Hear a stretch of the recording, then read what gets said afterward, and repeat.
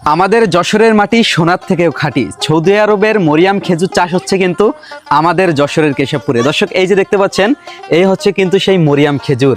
মাশাআল্লাহ, দেখতে পাচ্ছেন আপুর এই গাছে কতটা পরিমাণ ফলন ধরেছে।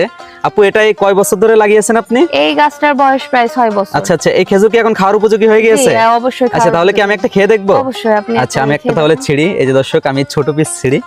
এই যে দেখতে পাচ্ছেন আপনারা, কালারটা কত পরিমাণ সুন্দর, একদম সৌদি আরবের খেজুর, মরিয়াম খেজুর। আর এটা এখনো তো পাকতে কিছুদিন সময় লাগবে। কতদিন সময় লাগতে পারে? 1.5 থেকে 2 মাস সময় লাগতে পারে। 1.5 থেকে 2 মাস। এটা স্বাদ এখন বর্তমানে কেমন হবে? এখন এটার স্বাদ অনেক মিষ্টি। আচ্ছা, এখন কি খেয়ে দেখবো এটা? জি, অবশ্যই। আচ্ছা, আমি এখন এই যে বাংলাদেশের মাটিতে দাঁড়িয়ে এই যে খেজুর গাছ থেকে খেজুর ছিঁড়ে এখন খাচ্ছি।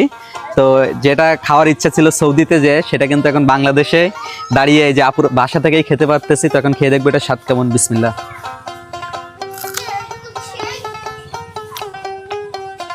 আপু, অনেক স্বাদ তো এটা। হ্যাঁ, অনেক মিষ্টি। এখন একটু বোরের মতো লাগতেছে, বোরের মতো।